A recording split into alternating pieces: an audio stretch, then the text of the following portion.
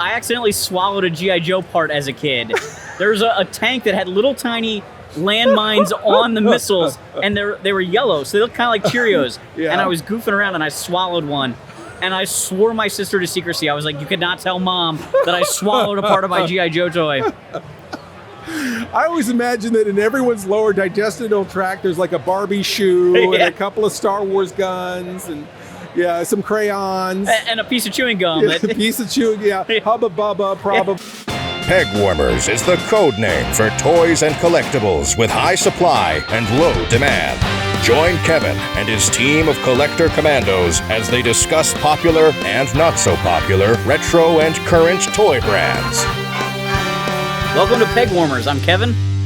And I'm Tony from Hack the Movies. And we're here to talk about toys. Yes, I love your spooky outfit. Ooh, I'm very spooky.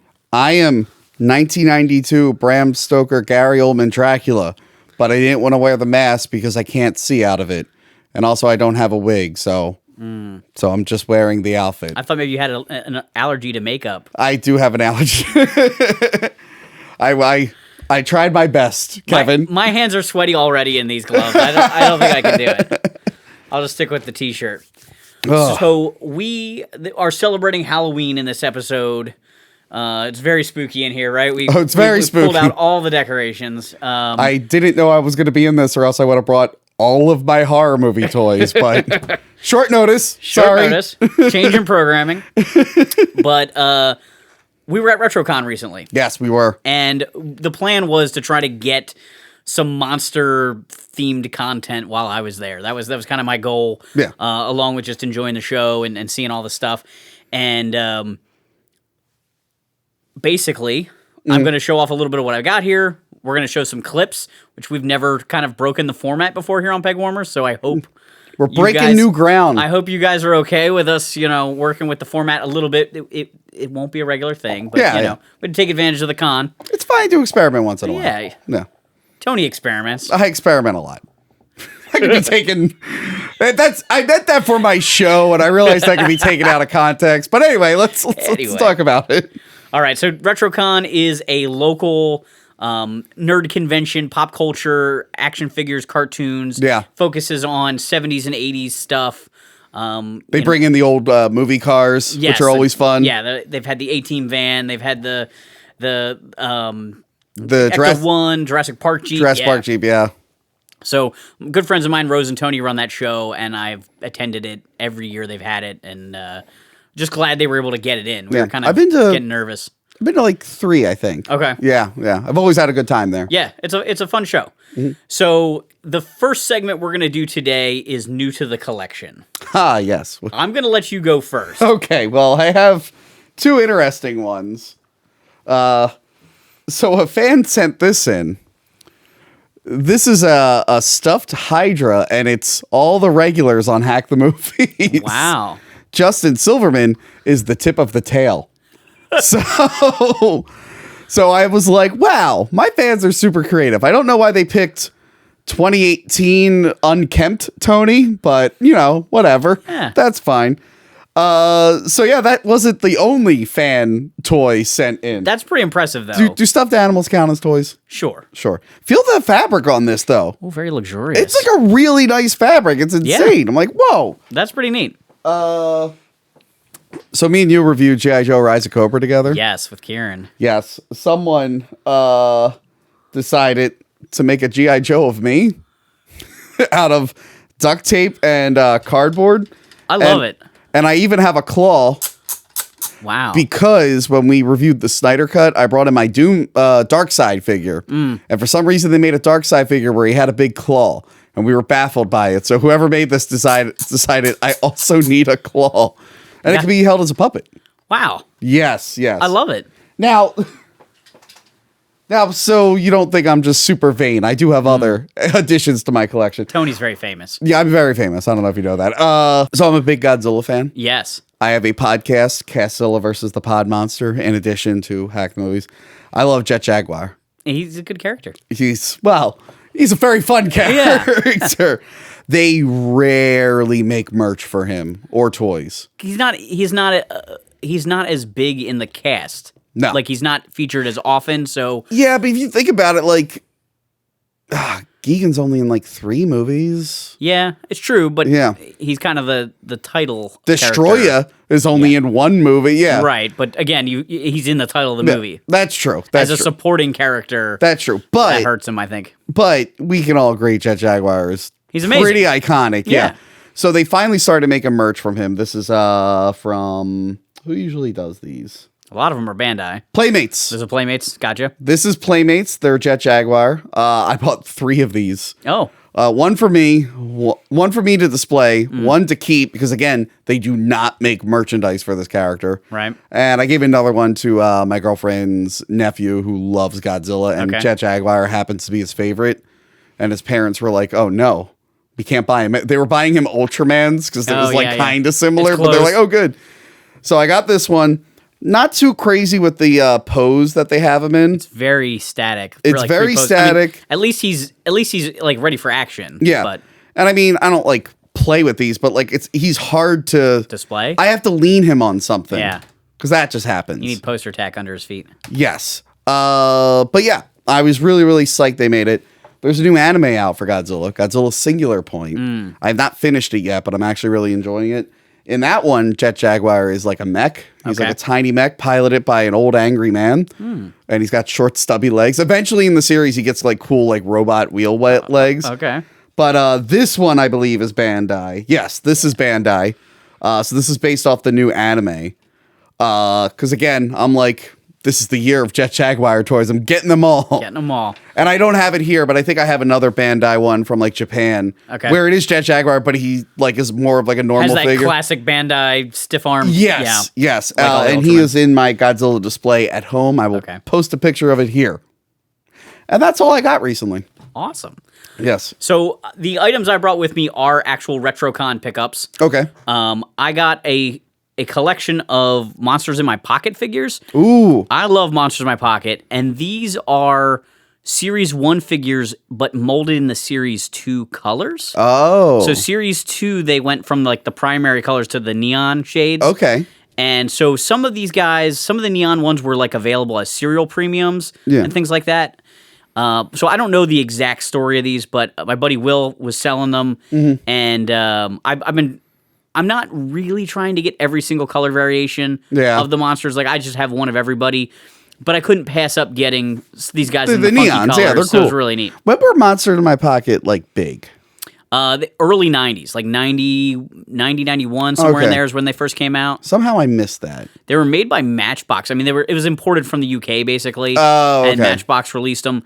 Because they look like something I would have loved, and I think I just missed them. I adored them. They were Series 1 were these guys. Series 2 then went to the neon colors. There was a third series that didn't really get released. It was like planned, and then they like made them cereal premiums and like Bob's Big Boy meal toys. I like how rubbery they are. Yeah, that's part of the fun of them. And then the fourth series that came out was called Super Scary, and they added paint to them. Okay. Which some people think ruined them, and some people think it helped them. The problem with the paint was it did help bring out some of the details, but it was just like they would get like 2 little splotches of color. Like maybe the face was painted and like some other detail. So it wasn't like a full paint scheme, and it ruined the aesthetic of like the solid color monsters. Yeah, I guess that could be annoying. Like either fully paint them or don't paint them. That's kind of where a lot of fans stood with them. Yeah. And then the other thing I picked up is I got one of the brand new Halloween Baglins. Ooh, the Dark Lord Baglins. This one is this one's the Boo Bones. He actually looks kind of he looks like a skeleton. There was a pumpkin one.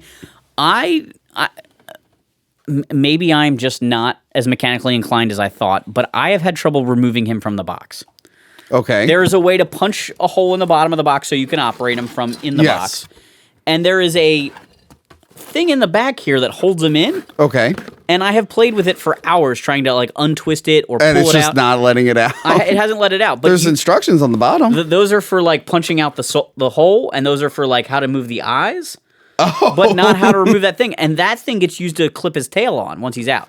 Oh. So I feel like an idiot that I can't pull him out of the box. maybe someday I'll get him out. And Are then you afraid of like ripping him? I'm very worried about ripping him. Yeah, I was gonna say I'll give it a shot, but I'm like, no, now I'm afraid. I don't want to tear him, so I'm gonna try and find a video. So hopefully somebody shows how to do it in a video online. Yeah. But these things are amazing hand puppets. They have I love eyes that can the move. skull painting on it. Yes. Yeah. I really like the paint scheme on this guy. I never had a Boglin as a kid, but always thought they were really neat. Okay, all right, so that's another one where I'm like, when were they big? Late 80s. Late 80s. I'm going to say like 88, So then I 89. definitely missed them.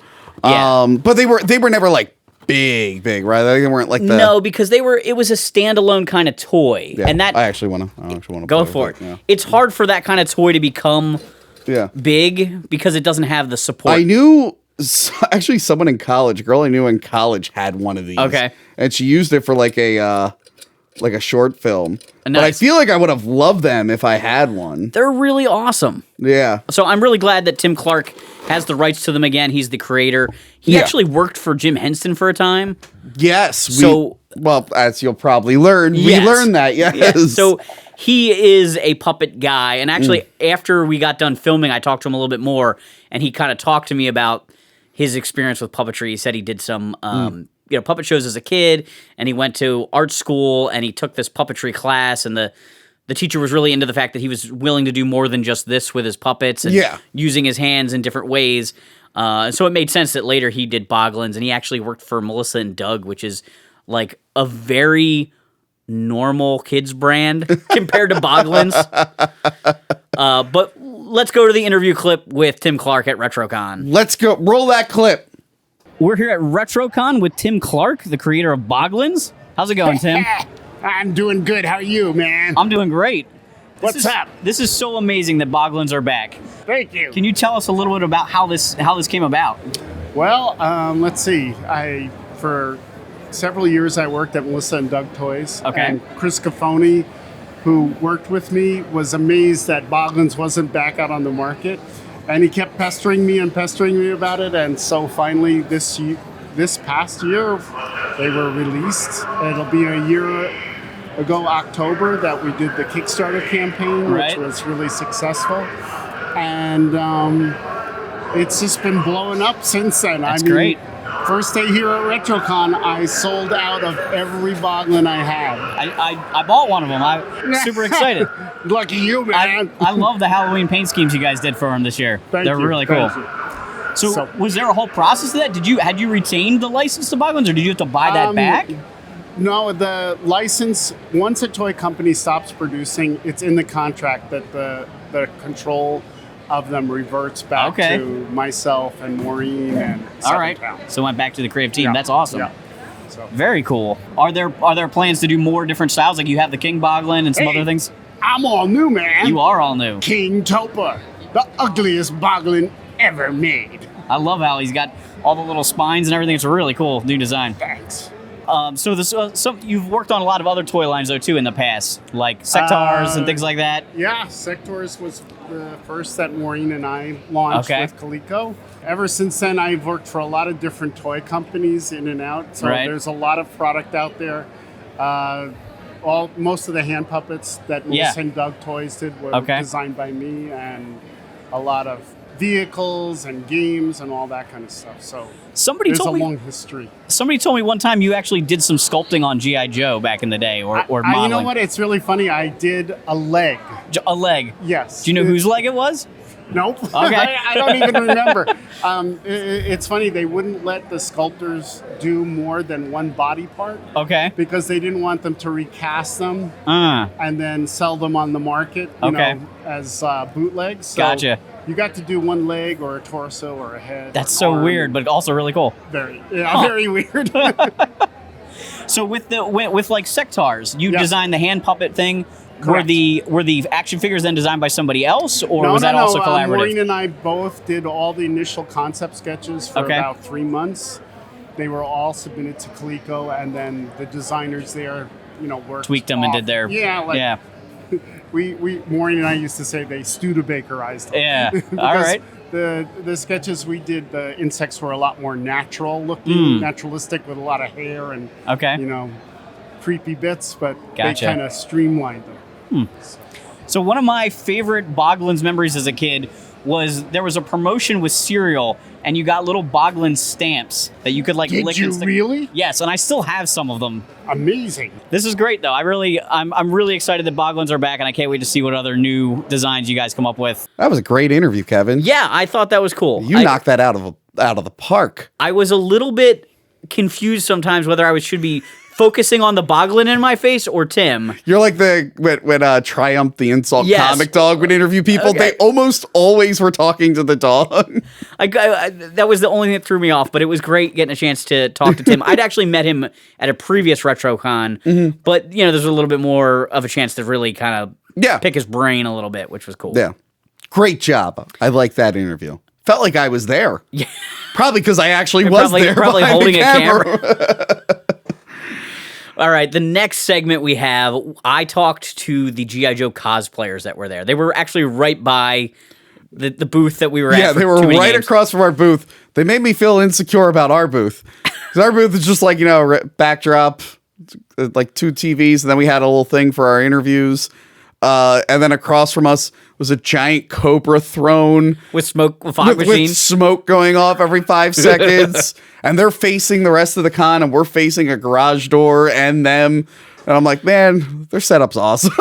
So my question for the G.I. Joe fans in the Finest, which is the name of their cosplay group, was if you could travel back in time and you can buy the entire G.I. Joe line, but you have to leave one figure on the peg, who do you leave behind? I don't know most G.I. Joes, so this would be an impossible question for me. Well, here's their responses. Let's listen to them. All right, we're at RetroCon here with members of the Finest, the G.I. Joe Costuming Club, and I have a very important question for you guys. If you could travel back in time to buy the entire G.I. Joe collection from 1982 to 1994, but you have to leave one figure on the peg, who do you leave behind? It's pretty tough, but if I had to pick one figure to leave behind, it would most likely be Sci-Fi. Sci-Fi. The coloring or? Yeah, the coloring and chemical weapons were more like early 1900-ish. So, with the Warsaw Pact and everything else, you probably didn't need the anti-chemical weapons specialist there. So, and then like the coloring, that's the target. You're on the field of battle, I'm picking out that nice bright color. Bing, bing, right? Gotcha. I don't know. They're all great. I mean, each one had their own little kookiness too. It's a tough question, I know. It is, because even like the Alley Vipers that were yellow were cool. Yeah. But I would probably say maybe Quick Kick. Quick Kick, wow. Yeah. An 85 figure. Yeah. Interesting. I mean, you have all the real ninjas, and then you kind of have him, And Snake Eyes, how about you? Oh, right. Speechless about Ninja Force. Okay. If you could travel back in time and purchase all of the vintage action figures from 82 to 94, but you have to leave one guy on the peg, which figure do you leave behind? Colonel Courage. Colonel Courage. So what is it about Colonel Courage that you don't like? I don't know what they were thinking, but he just does not mesh right with me. He's got those bright green guns. Bright green guns. And I think his saying was, I can't be beat when I'm neat or something. He did have a weird quote on his file card. Yeah, no.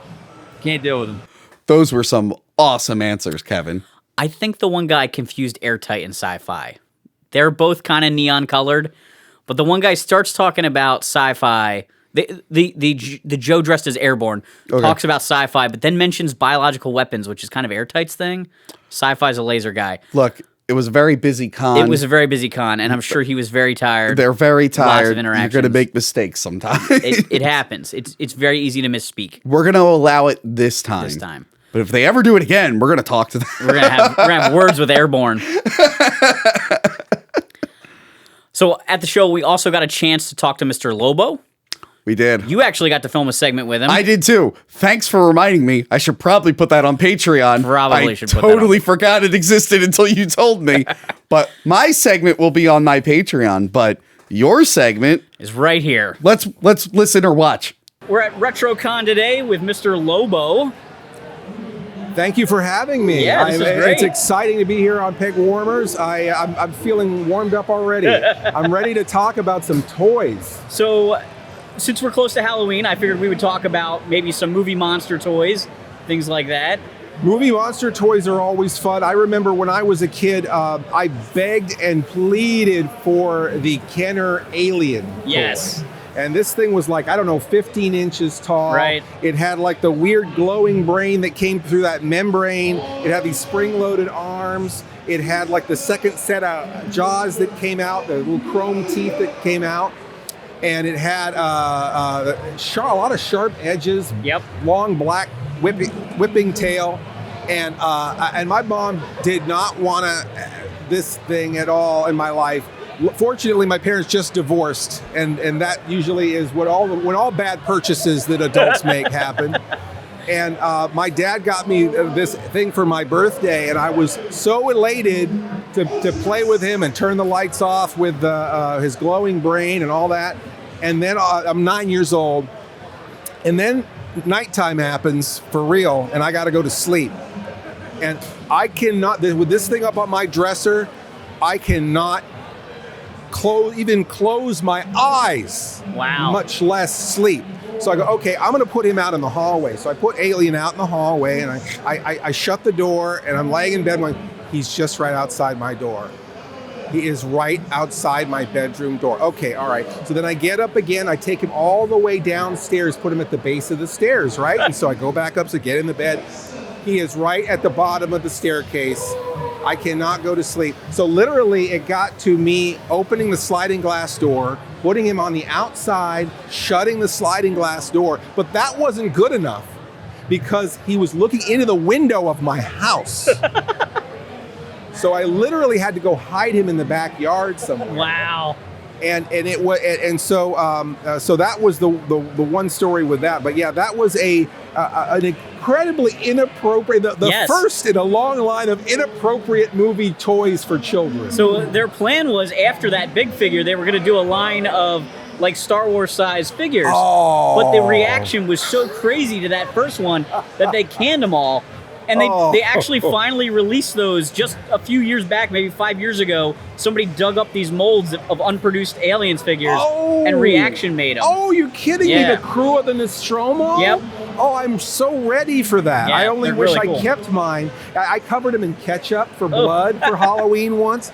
And I just that ketchup smell never comes out of plastic. So don't ever do that. Don't ever put ketchup on your toys, kids. Anyway, that's amazing though. But it was that thing's worth a fortune, right? Yes. What is the? I don't know what they're going for right now, but a lot. They're very popular. A lot. And very hard to find. That's a shame. That's a shame. Yeah. It's interesting when Ghostbusters came out. And what a great movie that was. Yeah, for sure. And there wasn't any immediate product available. I remember having to build my own proton pack and my own trap. I took apart my Star Wars creature cantina to get the spring-loaded doors, and that was the top of my ghost trap that I built. That's really inventive. And then the backpack, I had the toy model of the Enterprise, the first movie Enterprise, both Star Trek the Motion Picture Enterprise, that had lights in the saucer section, and I used that whole saucer section and the lights to be the bottom part. That's awesome. Of my we're talking kit bashing, right? Kit bashing in 1983, right? And then you'd end up having to buy, this is pre-internet, you'd buy every copy of Newsweek, Time, People magazine, because there'd be a picture. Oh, we can see this side of the proton pack that isn't in any other picture. And so you buy that crappy, awful magazine that your grandma reads because it's got this one picture arrays backpack. You know, that's a different time. Yeah, for sure. But when the toys came out, they sucked so bad. I mean, from my standpoint, I was a little bit older. Because they weren't based on the movies. I was a teenager. Yeah. And they were based them on the cartoon. The cartoon was brilliant and well done and really did a lot more of filling out those adventures than the movies ever did. Yeah. But the thing about them is that you never could find a straight Rey figure or a straight Egon figure. It was always like the tie flips up and the eyes bug out, and then all those parts get weird and loose. And anyway, you could tell me more about those Ghostbusters. Yeah, so toys. those were the Fright Feature Ghostbuster figures. They're actually now releasing figures that are Kenner style inspired, but look like the movie actors. Oh, whoa! Those are actually available now, which is an interesting How twist am I because all this? as a kid, we looked at Egon and it was like he doesn't look anything like Harold Ramis. Like what's with the blonde hair, you know? So it's neat that they're actually kind of going back as if as if that toy line was made for the movie. And putting out those figures I need now. to watch your show more often because I need to know about these things. Why aren't they on my shelf right now? You got to find them at Target. The ones that I have that I actually really like, because I did play with with this line of toys as a youngster, were the Playmobil ones. So I've got the Ghostbusters in Playmobil, and I've got I really want that damn firehouse. Oh yeah, it's a nice set. Oh my God, I like. Tears were like coming. I remember standing in Toys R Us and I was like weeping in the presence of that firehouse, Playmobil. It's amazing. What about other monster toys? Other monster toys. So I really liked the Alien figures that you had mentioned, but I never got into the Predator ones for some reason. Yeah. There was no one for them to fight in that line, and they were all so kind of awkwardly posed. They always fell over. So it was odd because they marketed them to the same crowd. Yeah. And I just couldn't get into the Predator ones at all. I never understood any of the merchandise for the Predator because it's more of, I would say, an action movie than a fantasy movie. Okay, yeah. But, it's like, I never understood but I never understood like the, Chuck Norris action figures and stuff either. So... everybody needed a cartoon and an action figure back then. Or a Karate Kid action figure. How far do you go with that? But whatever, The new Predator stuff that NECA does looks fantastic, though. They just look so nice. I always thought that the mask was really interesting. I mean, the face of the Predator was really interesting. Yeah. And it's always interesting too with the Predator is that weird solarized view that he has of everything, and then RoboCop also has that weird solarized view of things. And like I remember as a kid having like the $6 Million Man with the hole through his eye, and I would try to see things. And it made everything look further away, like the worst telescopic action ever, right? It makes it look like it's far away, which means you're looking at it far away? I don't know. They reused that feature in the Boba Fett figure, too, from Kenner. Oh, yeah? Yeah, the 12-inch Boba Fett has that little viewfinder thing in his helmet. That's his little scope, huh? Yeah, you ever have a toy that just freaked you out so bad that you destroyed it? Like, because your weird hormones don't know how to understand I don't think I ever had never destroyed any toys? I would destroy stuff occasionally. The weird thing was that as a little kid, I was already a toy collector. Yeah. Like, I just cherished the toys I had. So I destroyed very few things, but generally if I got a duplicate of like a G.I. Joe or something at a flea market or yard sale, I would take them apart and kit bash them back into other characters and stuff like that. Some of those guys would get destroyed eventually. Yeah, I remember cutting off a Luke hand. Yeah. I actually really hated Mork's face. Oh, Mork really bothered me. They didn't color his eyes. Right. So his face was all molded one color with no eyes. Yeah, it's just like a pinhole. And the weird kind of, that weird Robin Williams smirk and the pointy nose. And so I think I just rubbed his whole face off and set him on fire. And wow. I was really it's like I must have been working out some weird stuff. A kid that lived up the street from me had the G.I. Joe aircraft carrier, and he wrapped Keelhaul, the driver, to it in tinfoil and pretended it was RoboCop, and then eventually melted him in a fire pit at his house. Oh wow! And it's like, see, we didn't have therapy when we were kids. This is how we worked some of that stuff out. Yeah, we didn't have Hot Wheels. We had Matchbox cars. Okay. But we would put ants and insects inside the cars and stage little accidents, and then there'd be little, ant carnage everywhere. All right. I just wish there was some parents around to tell us that this was wrong, but they never were. But one other thing I want to talk about, monster toys. There was Stretch Armstrong. Yes. And I never had the weird X-ray one. I don't even know about. I never saw him. I forget what he's called, but I know what you're talking about. But they had Stretch Monster Strong. Yes. And he looked kind of like sort of the creature from the Black Lagoon or maybe an alien, but he was all green. Right. He's reptilian. Yeah, I think he might have still had the wrestling trunks. Not sure. Yeah, I think so. And you'd stretch him, and he would return back to his normal shape. And I remember we left him out in the garage. Okay. And he froze. Whoa.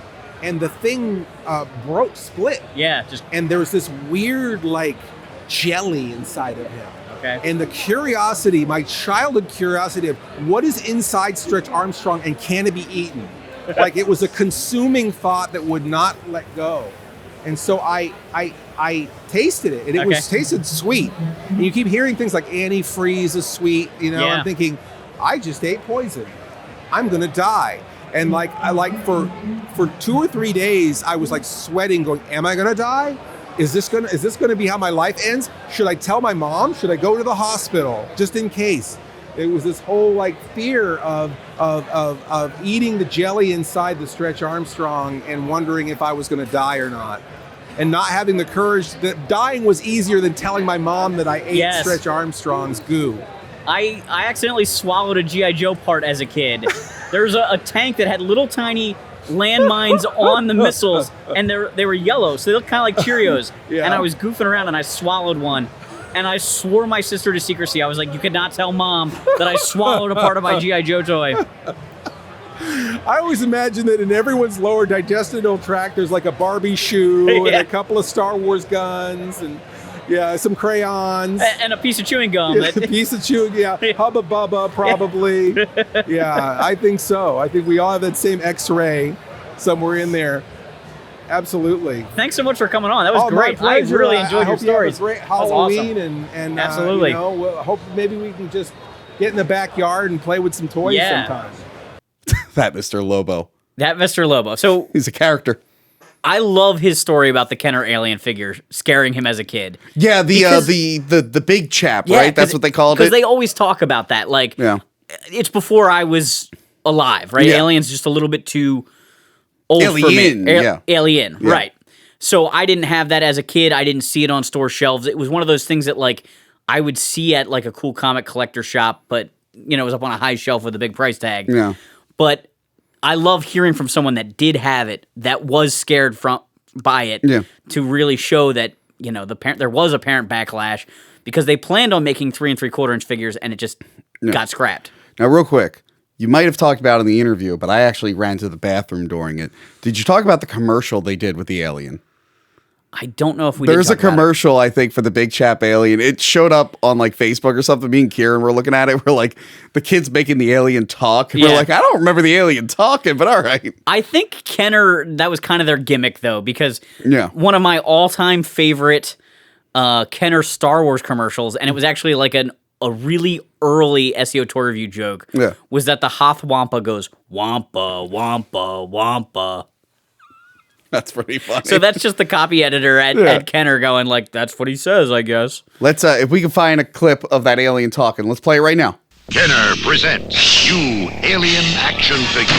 Bayonets glow! Quick, shut the airlock! The alien's locked out now! He got through! Shh! Give up! Alien can't be beat! We'll zap him with the light! Don't, he'll destroy the spaceship! We've lost! Better find another ship! Let's try the kitchen! Another triumph for Alien! Alien action figure, new from Kenner. So on Sunday, after the Cybertronic Spree concert, which those guys are just the coolest cosplayers in the world. I totally missed the concert, but I've seen a couple of those guys in those costumes before, and they're awesome. The fact that they can play songs there's an RC in that, right? Yeah. I think I've interviewed her at a previous RetroCon. So while I was at that show, I got a text from Dan Larson from Toy Galaxy. He told me he was coming the next day. Okay. I was going to swing by the show, and he was kind enough to shoot a little segment with us. And since I had talked to Mr. Lobo about monster toys when we were kids, I figured Toy Galaxy features a lot of goofy costumes on their show. They love to have Dan dress up, and so we talked about Halloween costumes from when he was a kid, as well as in his YouTube series. Okay, so let's roll that clip. Let's roll it. Hey guys, we're at RetroCon, and we've got Dan Larson here from Toy Galaxy. This is a really excellent treat to get to have you on the show. Great to be here. I want to talk to you a little bit about Halloween costumes. One of my favorite things on your show is that you guys kind of go over the top and go for it with goofy costumes and things like that. Oh yeah, no, commitment to the bit is one of our trademarks. We don't like to leave anything to chance there. Whenever Greg's a big horror movie fan, he's a big movie fan in general, so anytime we can incorporate costumes or Halloween or horror or a cinematic approach, we're always going to be up for that. I just like making the costumes. Okay. So, ever since we've had a little bit of money, a little bit of a budget, we've been able to, buy some of the supplies we need to make some cool stuff. It's cool and fun to have that, but I also like making stuff out of just whatever crap I have on hand. So, you know, we had to do a Transformers video, a list, top 10. I don't even remember what it was, top 10 Transformers or Optimus or whatever. And I was like, I just want to make an Optimus Prime costume. So grab some cardboard, grab some red and blue, you know, masking tape, plastic, blue plastic, clear, you know, like totes. Oh, yeah, okay. Cut those out, make the windows, any of that stuff. I love putting those costumes together, and I love that we have an outlet to do that kind of stuff, to have that kind of an excuse to make things like that. I've really enjoyed that you did one of the G.I. Joe lists where you were Shipwreck and Serpentor and switched back and forth. That was great. No, we ended up, technically, I get to be Shipwreck in that video. I'm Serpentor, but then I'm also technically Zartan at the end. Right. Spoiler alert if you haven't seen that one. That was a fun one to do as well. And again, it's like, what pieces do I need to buy? You know, like the shirt is an Aquaman shirt. Okay. And I was like, oh my God, that's perfect because it's the scales and everything. But then what pieces do I need to make to actually pull that off? So make the foam core helmet, you know, make the big crest in the back. And then, you know, Zartan, do I want to go face paint? You know, what I ended up using is those like full face masks that just have like the elastic band on them. And then you just cut out the Zartan shape and it worked perfectly. I happened to be at Target that day that I was making the costumes. And I'm like, what am I going to do for the hood? What am I going to do for the hood? And they had like right on the end, it was like $10 for a maroon hoodie. Perfect. I was like, give me the 3X. I'm not wearing it. I just cut the hood off, threw it over my head, and it worked perfectly. I loved it. So much fun. Did you do a lot of your own costumes as a kid then? Absolutely not. No. Okay. No, I mean, most of my costumes were like store-bought stuff. Okay. You know, a Yoda one year. All right. I don't know why. It's terrible. You know, it's the vinyl costume with Yoda on the front. Have you seen those are back? Yeah, at Target? yeah. No, That's so ridiculous. Yeah. My brother and I both went as Paunch one year from Chips. I don't know why we had the same costume. It's dumb. But then, you know, like my mom would be like, oh, you know, you want me to make you anything? And so one year I was like, yeah, there's you know, like those patterns you can buy. Yeah, yes. And there was one for a monkey.